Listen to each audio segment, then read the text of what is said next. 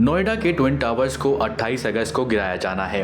Building में विस्फोटक लगाने का काम लगभग पूरा हो चुका है। रिपोर्ट्स बता रही हैं कि 25 अगस्त को धमाके की रिहर्सल भी की जानी है। इस वीडियो में जानेंगे कि क्या है पूरी कहानी, इसको बनाने से लेकर गिराने तक। नोएडा के सेक्टर 93A में बने इन टावर्स को पहले 21 अगस्त को गिराया जाना था, लेकिन जो कंपनी इन टावर्स को गिराने का काम कर रही है उसने कोर्ट से थोड़ा और समय मांगा था, जिसके बाद 28 अगस्त का दिन तय किया गया था।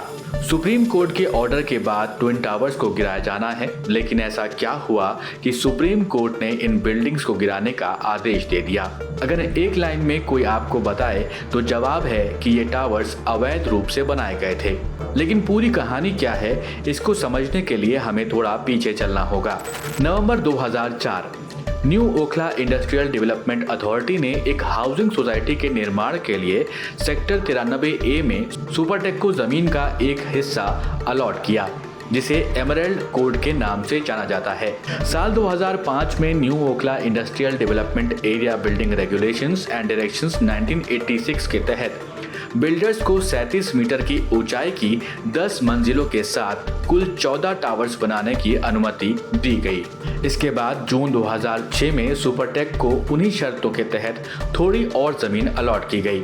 दिसंबर 2006 में कुछ नियमों में संशोधन किए जाते हैं, जिसके बाद रिवाइज प्लान को मंजूरी दी जाती है, जिसमें अब टावर्स के लिए 2 एक्स्ट्रा फ्लोर्स बनाने की और 2 एक्स्ट्रा टावर्स के साथ एक शॉपिंग कॉम्प्लेक्स का निर्माण शामिल होता है।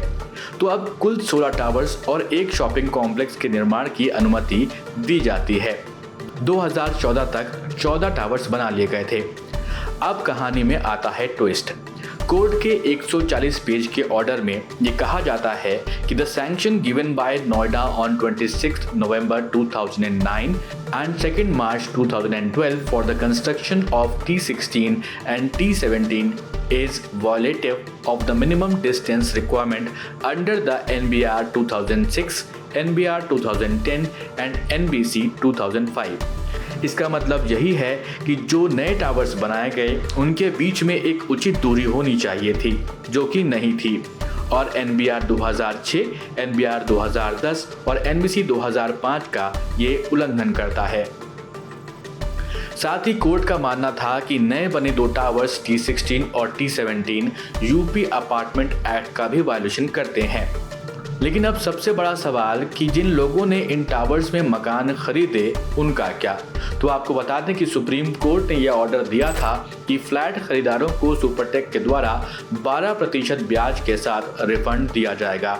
साथ ही टावर्स को गिराए जाने का भी खर्चा सुपरटेक को ही देना होगा। इसके अलावा Supertech emerald code residence welfare association को 2 करोड़ रुपए का भुगतान कंपनी को करना होगा। अब 28 अगस्त वो दिन होने जा रहा है जब कुछ पलों में ही ये टावर जमींदोज हो जाएगा। वीडियो आपको कैसा लगा हमें ज़रूर कमेंट बॉक्स में लिखकर बताइएगा।